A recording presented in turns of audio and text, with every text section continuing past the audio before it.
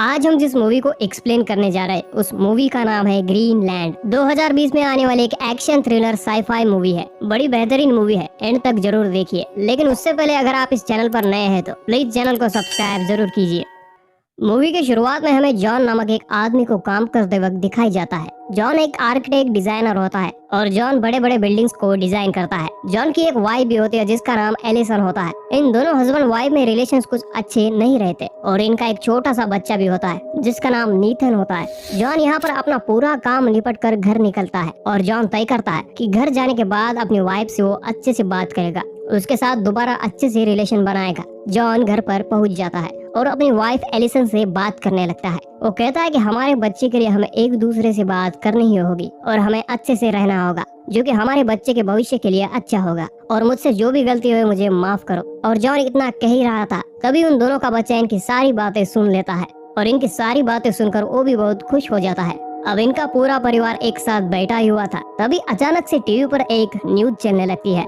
News में बताया जाता है कि एक बड़ा सा कॉमेट अर्थ से जल्द ही टकराने वाला है। यहाँ पर मैं आपकी जानकारी के लिए बता दूं कि कॉमेट धूल और आइस के कणों का बना होता है। ये कॉमेट ज्यादातर हमारे सन का चक्कर काट रहे होते हैं और ये कभी कभी हमारे अर्थ की तरफ भी आ जाते हैं। टीवी पर बताया जाता है कि आने वाले अगले 2-3 दिनों में वो कॉमेट अर्थ से टकरा जाएगा। लेकिन यहाँ अर्थ पर कोई भी इस कॉमेट के बारे में ज्यादा नहीं सोचता और इस खबर को इग्नोर किया जाता है। अब इसके बाद जॉन उसके बेटे ईथन को लेकर बर्थडे शॉपिंग करने के लिए मॉल में जाता है। जैसे ही जॉन गाड़ी से बाहर उतरकर आसमान की ओर देखता है तो उसे कई सारे मिलिट्री फ्लाइट्स आसमान में उड़ान भरते हुए दिखाई देते हैं। ये सब देखने के बाद जॉन इन सब बातों को इग्नोर कर देता है और मॉल के अंदर शॉपिंग करने के लिए जाता है। जॉन शॉपिंग कर ही रहा था तभी उसके मोबाइल पर गवर्नमेंट की तरफ से एक अलर्ट मैसेज आ जाता है और थोड़ी देर बाद उसके फोन पर एक कॉल भी आती है। उस कॉल में उसे बताया जाता है कि उसको और उसके फैमिली को एक सेफ शेल्टर के लिए चुना गया है और इस शेल्टर में जाने के लिए उन्हें आज रात 9 बजे तक एक मिलिट्री एयरपोर्ट तक पहुंचना होगा।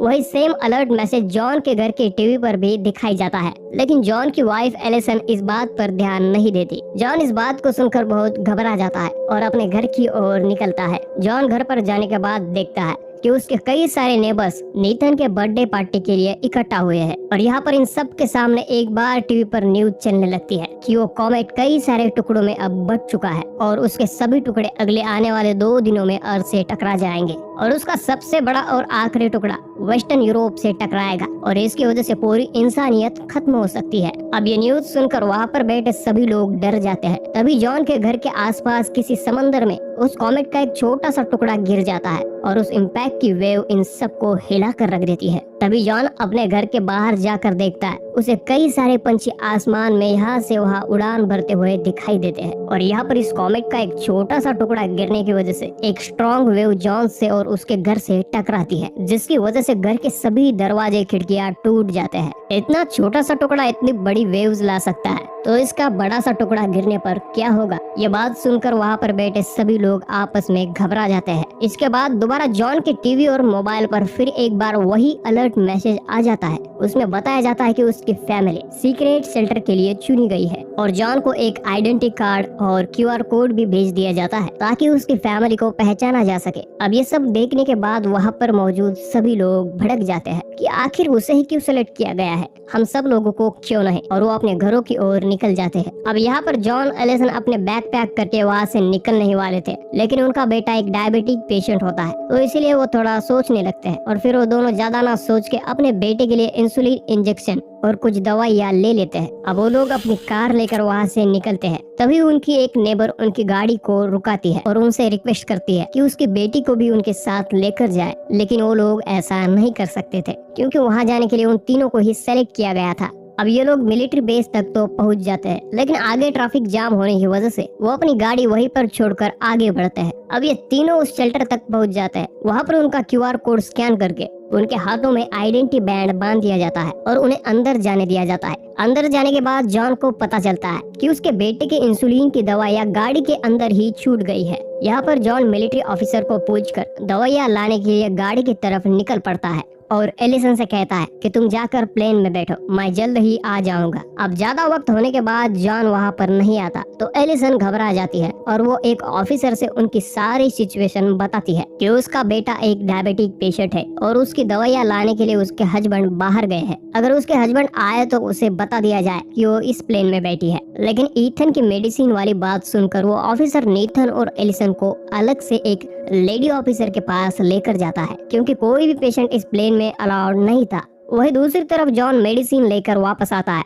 और एलिसन को ढूंढने लगता है। वही दूसरी तरफ नीथन और एलिसन की एंट्री बैन कर दी जाती है, लेकिन एलिसन उनसे रिक्वेस्ट करने लगती है कि प्लीज उन्हें जाने दिया जाए, क्योंकि उसके हस्बैंड ऑलरेडी प्लेन में बैठे होंगे। अब वो ऑफिसर जॉन को ढूंढने लगते हैं, लेकिन जॉन तो प्लेन में था ही नहीं। इसलिए ऑफिसर एलिसन को वहाँ से जाने के लिए कहते हैं और एलिसन रोते हुए एयरपोर्ट से बाहर आ जाती है। अब जॉन भी यहाँ पर काफी टेंशन में था, लेकिन फिर भी वो एक प्लेन में चढ़ जाता है और एलिसन को ढूंढने लगता है। लेकिन तभी जॉन के हाथ में एक मेडिसिन का बॉक्स देखकर एक आदमी उससे पूछता है कि तुम्हें मेडिसिन के बॉक्स के साथ अंदर कैसे आने दिया, क्योंकि ये लोग किसी भी तरह के पेशेंट को अलाउड नहीं कर रहे हैं, बल्कि मेरी बहन को भी इन्होंने निकाल दिया है। अब ये सुनकर जॉन समझ जाता है कि उन्हें भी प्लेन में आने नहीं दिया होगा। अब वो बाहर जाने की कोशिश करता है, लेकिन तभी उसे पता चलता है कि पूरे एयरपोर्ट की सिक्योरिटी को टाइट कर दिया गया है, क्योंकि लाखों की संख्या में लोग इस प्लेन में चढ़ने के लिए आ रहे हैं ताकि आने वाले संकट से वो बच सके। इसलिए मिलिट्री वाले उन सभी लोगों पर अंधाधुंध गोलियां फायर करने लगते हैं और इन सब में उस प्लेन का फ्यूल लीक होने लगता है और थोड़ी ही देर बाद एक गोली लगने से पूरे एयरपोर्ट में एक बहुत बड़ा ब्लास्ट हो जाता है और सभी लोग इधर उधर भागने लगते हैं,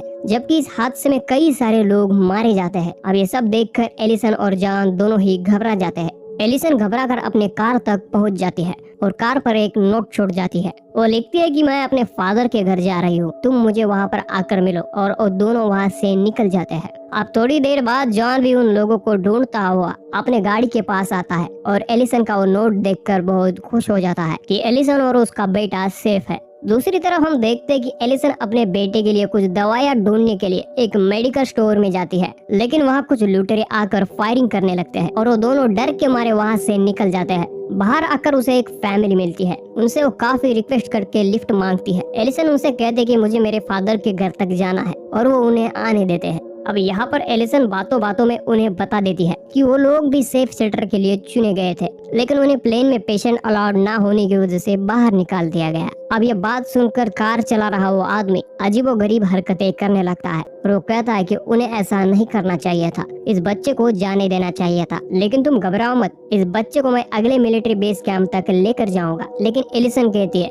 कि नहीं, मुझे सिर्फ मेरे फादर के घर तक ही छोड़ दो। लेकिन वो आदमी गाड़ी को साइड में रोका कर एलिसन को गाड़ी से बाहर निकाल देता है और उसके हाथों में लगा आइडेंटिटी बैंड भी उससे छीन लेता है। और यहाँ पर एलिसन रोते हुए रास्ते में लिफ्ट मांगने लगती है। अब ये तीनों ही एक दूसरे से बिछड़ चुके थे। जॉन एलिसन को कॉल करने के लिए एक बिल्डिंग के टॉप पर जाता है, जहाँ पर कुछ लोग पार्टी कर रहे थे, क्योंकि दुनिया खत्म होने वाली थी। और देखते ही देखते एक कॉमेट का टुकड़ा दूर जाकर गिरता है, जिससे बहुत बड़ा ब्लास्ट हो जाता है, जिसे देखकर ये लोग जश्न मना रहे होते हैं। बड़े अजीब लोग हैं यार। और जैसे ही जॉन नीचे आता है तभी कुछ सर्वाइवल्स की एक गाड़ी उसे दिखाई देती है, जो कि वो गाड़ी कनाडा जा रही थी। और जॉन उस गाड़ी में बैठ जाता है ताकि वो एलिसन के फादर के घर तक जा सके। जॉन को उस गाड़ी में एक आदमी मिलता है जिसका नाम कैलिन होता है। कैलिन जॉन के हाथों में बना वो आइडेंटिटी बैंड देखता है और उसे कहता है कि मेरी माँ एक डॉक्टर है और मेरी माँ को भी उन्होंने सेलेक्ट किया है। यूएस आर्मी और गवर्नमेंट को पहले से ही पता था कि यहाँ पर कुछ गड़बड़ है, इसलिए उन्होंने 2 हफ्ते पहले से ही एक लॉटरी सिस्टम निकाला हुआ था और उसमें सिर्फ कुछ चुनिंदा लोगों को ही सेलेक्ट किया गया है। कैलिन उसे आगे बताता है कि मेरे कुछ दोस्त पायलट्स हैं और उन्होंने ही जेट्स को फ्लाई होते हुए देखा था और उन्हें ट्रैक किया था। वो आगे बात करते हुए कहता है कि यूएस आर्मी ने ग्रीनलैंड में कुछ बंकर बनाए हैं और वहीं पर इन सारे सर्वाइवल्स को लेकर जा रहे हैं। लोगों को उनके प्रोफेशन के हिसाब से सिलेक्ट किया जा रहा है और जॉन यहाँ पर एक आर्किटेक्ट डिजाइनर होता है, यानी कि पूरी दुनिया खत्म होने के बाद दोबारा बिल्डिंग्स खड़ी करने के लिए जॉन जैसे लोगों की जरूरत तो होगी ही, इसलिए उसे सिलेक्ट किया गया था। कैलिन उसे कहता है कि हम लोग भी कनाडा जाएंगे, जो मेरे पायलट दोस्त है वो हमें ग्रीनलैंड लेकर जाएंगे और हम भी उस बंकर के अंदर घुसने की कोशिश करेंगे। कैलिन जॉन को अपने साथ चलने के लिए कहता है, लेकिन जॉन मना कर देता है। वो कहता है कि नहीं, मुझे मेरे बीबी बच्चे के पास ही जाना है। कैलिन उसे कहता है कि आज रात की फ्लाइट लास्ट फ्लाइट है, तुम्हें आना हो तो आ जाओ। अब यहाँ पर कुछ लोग जॉन पर अचानक से हमला कर देते हैं क्योंकि वो चुना गया था और जॉन के हाथ में वो आइडेंटिटी बैंड भी था जिसकी मदद से वो शेल्टर के अंदर जा सकता था। इसलिए वो लोग जॉन के हाथ का वो आइडेंटिटी बैंड छीनने की कोशिश करते हैं और उस फाइट में कैलिन भी आ जाता है और वो सभी लोग गाड़ी से बाहर गिर जाते हैं। यहाँ पर जॉन एक आदमी को मार भी देता है, लेकिन उस फाइट में कैलिन की मौत हो जाती है। कैलिन को देखकर जॉन भी बड़ा अफसोस करने लगता है। वही दूसरी तरफ वो आदमी अपने बीवी से कहता है कि हमें दूसरा मौका मिला है अंदर जाने का, और इसके बाद वो दोनों एक मिलिट्री बेस तक पहुंच जाते हैं। वो आदमी जॉन के बेटे को गोद में उठाकर ऑफिसर से कहता है कि देखो ये मेरा बच्चा है और इसके हाथ में बैंड भी है। हमारे हाथों का बैंड खो गया है, हमें भी सेलेक्ट किया गया था, प्लीज हमें अंदर जाने दिया जाए। लेकिन वो बच्चा रोते हुए उन ऑफिसर से कहता है ये मेरे मम्मी पापा नहीं है, इन्होंने मुझे किडनैप किया है। अब इस बच्चे की बात सुनकर वो ऑफिसर नीतन को एक नर्सिंग कैंप में लेकर जाता है। वही दूसरी तरफ एलिसन किसी से लिफ्ट ले लेती है और वो भी उस आर्मी बेस तक पहुंच जाती है और वो अपने बेटे को वहां पर ढूंढने लगती है। तभी वहां एक ऑफिसर एलिसन को नीथन के पास लेकर जाता है और फाइनली उसे नीथन भी मिल जाता है। एक माँ को बच्चा कितना प्यारा हो सकता है यह बात सिर्फ वो माँ ही जानती है। नीथन को उसकी इंसुलिन की दवाइयाँ एक नर्स ने टाइम पर दी थी, इसलिए वो बिल्कुल ठीक था। एलिसन उसे देखकर बहुत खुश हो जाती है। वहाँ पर एक नर्स आकर उसे कहती है कि हम तुम्हें एक फैमिली कैंप लेकर जाएंगे, लेकिन एलिसन उसके लिए मना कर देती है। वो कहती है कि मुझे किसी तरह अपने फादर के घर तक जाना है, जिसके बाद वो नर्स उसके लिए एक बस का इंतजाम करती है जो कि उसके फादर के घर के करीब ही छोड़ देगी। और यहाँ पर एलिसन और नीतन उस बस में बैठकर निकल जाते हैं। दूसरी तरफ हम देखते हैं कि जॉन यहाँ पर कई सारे रैंडम घरों में घुसता है और वहाँ से पानी पीता है। उसी घर में एक टीवी पर न्यूज देखता है कि कॉमेट के अर्थ से टकराने में कुछ ही घंटों का समय बाकी है, जिसके बाद जॉन वहीं से एक कार लेकर एलिसन के फादर के घर निकल जाता है।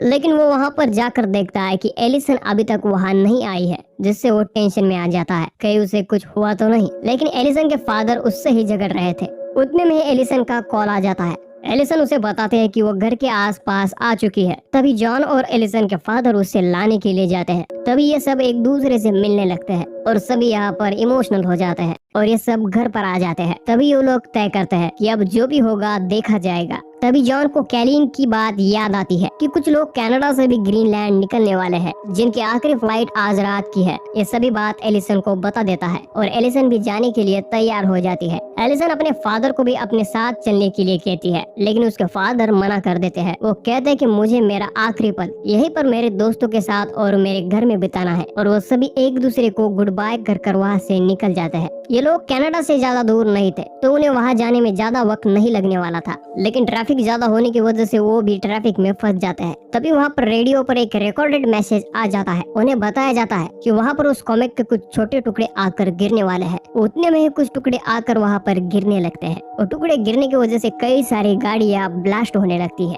और जॉन अपनी गाड़ी को जंगल की ओर लेकर जाता है, लेकिन वही भी कई सारी गाड़ियाँ जल रही थी। तभी जॉन उन्हें बचाने लगता है और यहाँ पर जॉन का हाथ भी जल जाता है। इसके बाद वो लोग एक दूसरी कार लेकर कनाडा निकल जाते हैं और कुछ दूर जाने के बाद वो लोग कनाडा के उस एयरपोर्ट पर पहुंच जाते हैं। लेकिन वो देखते हैं कि आखिरी प्लेन भी वहां से जाने वाला है। यहाँ पर जॉन सीधे अपनी कार को रनवे पर उस प्लेन के सामने लाकर खड़ी कर देता है, जिसकी वजह से वो प्लेन भी रुक जाता है और उस प्लेन में बैठा पायलट बाहर आ जाता है और जॉन से बहस करने लगता है। जॉन उस पायलट से उनके साथ लेकर जाने की रिक्वेस्ट करता है। अब ज्यादा रिक्वेस्ट करने के बाद वो पायलट उन लोगों को लेकर जाते हैं। अब अगली सुबह तक वो लोग ग्रीनलैंड पहुंच जाते हैं, लेकिन कॉमेट का एक टुकड़ा वहां पर आकर भी गिर जाता है, जिसकी वजह से उनका प्लेन भी क्रैश हो जाता है और उस प्लेन के दोनों भी पायलट्स मारे जाते हैं और ये सभी सर्वाइवल्स बच जाते हैं। ये लोग कुछ दूर आते हैं तो उन्हें एक एयरबेस का बंकर दिखाई देता है और वो लोग हाथ हिलाकर हेल्प मांगने लगते हैं और आर्मी वाले उन्हें लेने के लिए आते हैं और इन लोगों को उस बंकर तक लेकर जाता है।